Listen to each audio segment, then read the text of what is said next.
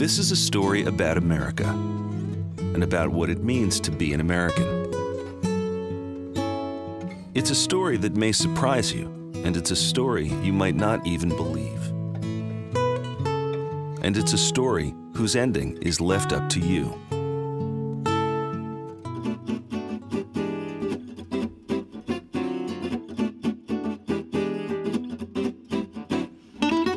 Washington, D.C., the city named after Washington in the district named after Columbus. A city situated on the shores of two rivers, the Potomac and the Anacostia, on a spot chosen by George Washington himself. It's a city comprised of 127 different and distinct neighborhoods, and a place that over 600,000 American citizens call home. And it's the seat of democracy, right? Well, yes and no. The District Clause says that Congress has exclusive jurisdiction over the district that's to become the seat of government through the cession of lands from other states. And so it's the District Clause that makes Congress the boss of Washington and makes it the final sovereign power over Washington. 15 million people visit D.C. every year, and the vast majority of them have no idea that when they cross the line entering into the district, that they are entering a place that does not share in all the rights they have as Americans. District citizens serve on juries, they pay local and federal taxes, they serve in the military. They do everything every other American citizen does, except one crucial thing. They are not allowed to participate in the legislative institution whose physical building they actually host. They have no vote in Congress, no voice. Their opinion does not matter. It has no meaning. And to add insult to injury, even the local tax money they pay to their local government, the money that is spent on local programs, the spending of that money has to be approved by Congress. Most people don't know how unnatural it is to live in a city where you don't have rights that everybody else takes for granted.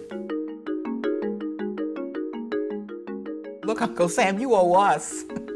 You owe us our rights, because we certainly pay up, and we pay up big time. In fact, most people think we already have these rights, and that's the great frustration. To be sure, the right to remain uninformed is one of the privileges of a democracy, but in a contest such as the one we are engaged in, it is one of the surest ways of losing our freedom. I don't think that the intent of the Congress in the early 1800s was to deny us a right to vote. I don't think that was the intent. But at this point, that's what we're stuck with. That's not how America is supposed to be. This isn't a political abstraction. This is reality. And it has been going on in this place since its inception.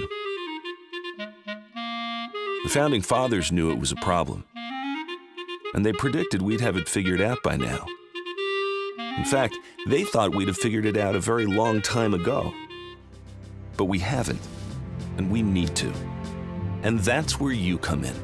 Because as hard as the residents of the district have tried to fix this problem, and over the years they've tried every way you can imagine, but if anything is ever going to be done about this gap in our democracy, this crack that more than 600,000 fellow American citizens have fallen through for over 2 centuries, it has to start with you. You need to tell Congress to make it a priority to fix it. You need to let them know you don't want this mistake, this oversight, this hole in the very fabric of our nation's pride to continue for even one more minute. It needs to be fixed, and it needs to be fixed right now.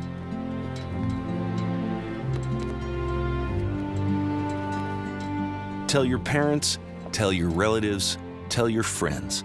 You and your generation can be the ones who finally get this right. It starts here, it starts today, and it starts with you.